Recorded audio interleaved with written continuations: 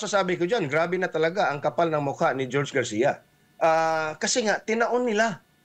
On the last day, on the proclamation date, June 30, nagpalabas ng desisyon ang COMELEC and Bank, no, nullifying the COC or the candidacy of Joey Uy.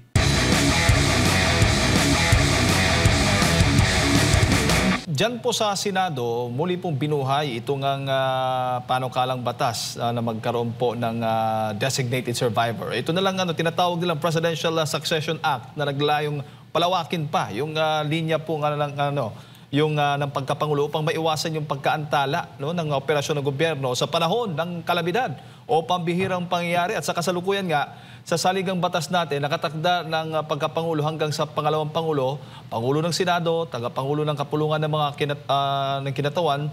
Sa panukala po ni Senator Ping Lacson, idinagdag po niya yung pinakamatagal na senador, kinatawan po batay sa haba ng serbisyo, pati na rin po ang isang kasapi po ng gabinete na itatalaga ng Pangulo. Ano naman po ang inyong masasabi dito sa panukalang batas na ito ni Senator Ping Lacson? Well, that proposed bill should be crumpled heavily and thrown with great force, if to quote one literary critic. No? Kasi wala silbi yan eh. It violates the Constitution. Bakit kailangan mo ng napakaraming designated survivor? Meron bang pagkakataon na lahat ng mga designated survivor ay simultaneously ay maglaho? That's plain stupidity, no?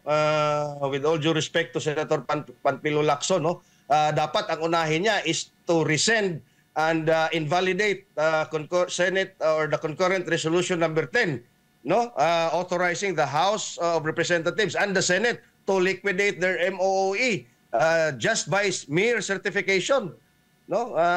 Ano bang succession yan? You have to tinker with the Constitution if you want to revise the rule on succession, Jade. Opo, at syempre sa SONA, kinumpirma rin ni Vice President na hindi siya dadalo eh. Baka, kasi ganun yung mga pangyayari. Alam mo naman, pag hindi nakadalo yung Vice Presidente, marami na rin lumalabas sa utak o isipan, no? Ng mga malilikot yung mga isipan, no? Ng mga ilan po sa mga opisyal. Pero ito nga po ang inyong komento hinggil nga dyan po sa panukalang batas na iyan, Sir Ibis. Sa tingin po ninyo, hindi po yan uusad?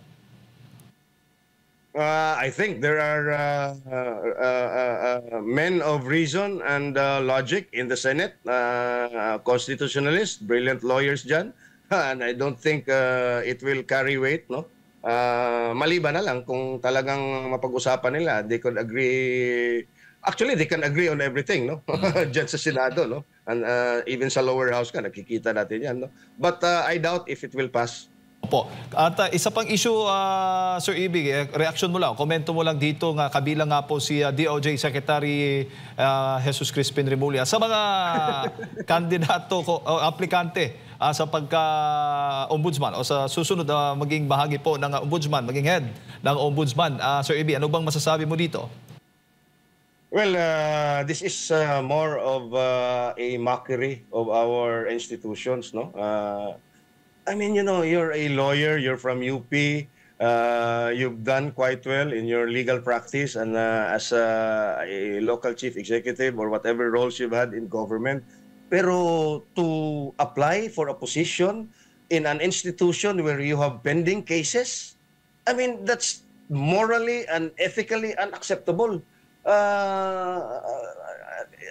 I'm lost for words sa ginawa ni Remulla unless they really have a plan to secure the corruption watchdog, because it's a constitutional body na merong fixed 7-year term ang ombudsman.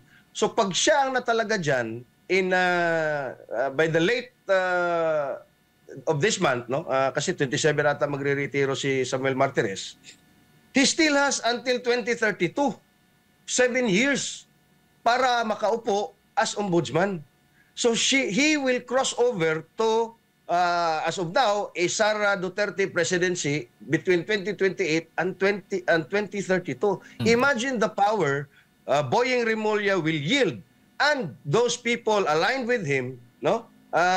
Para maprotektahan sila. Whether here, the last 3 years of Bongbong Marcos administration or the first 4 years of a Sara Duterte presidency. Opo, at kung sakali man na hindi matuloy o mabasura nga itong impeachment trial laban kay VP Sara, Sir EB, sa tingin mo yung magiging plan B itong ombudsman? Mga kaso ng hinaharap po ng VP Sara? Well, baka nga, no? Pero administratibo lang naman yung ombudsman at hindi saklaw ang opisina ng Vice Presidente, no? It's sa Sandigan Bayan, yung mga graft cases, no? Pero dapat itong unahin nila dyan na i-impeach yung si Garcia ng COMELEC. At pag na-ombudsman itong si Boying Rimol, dapat i-impeach yan because the ombudsman can only be removed, no? By impeachment. Again, this is just an insurance policy for the Bongbong Marcos, Melissa Marcos, at Martin Romualdez dictatorial triumvirate, no, to protect themselves 4 years after the presidency of Sara Duterte in 2028.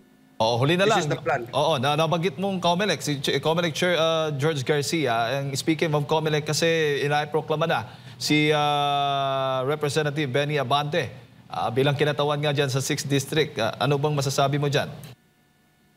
Well, ang masasabi ko dyan, grabe na talaga ang kapal ng mukha ni George Garcia. Kasi nga, tinaon nila. On the last day, on the proclamation date, June 30, nagpalabas ng desisyon ang COMELEC and Bank, no, nullifying the COC or the candidacy of Joey Uy. Kasi, pag tumawid pa yan at hindi na pagdesisyonan ng COMELEC and Bank, by July 1st, si Benny Abante ay dapat magpoprotesta na doon sa House Electoral Tribunal at uupo na kinatawan ng 6th District of Manila, si Joey Uy. Kaya talagang minadali nila on the last day, no? On the morning of June 30, inilabas yung COMELEC and Bank decision ratifying the decision of the 2nd Division, certifying with finality yung pag-nullify nitong kandidatura ni Joey Uy na talaga namang nanalo at pinili ng mga tao ng 6th District of Manila. Even if the recourse of Joey Uy is the Supreme Court, alam naman natin gaano kabagal ang Supreme Court. Do you really think the Supreme Court can decide the case if Joey Uy files a petition for certiorari doon sa Korte Suprema? I really doubt it. Baka ma-declare si Benny Abante dyan a few months before the 2028 elections na naman. Very, very sad.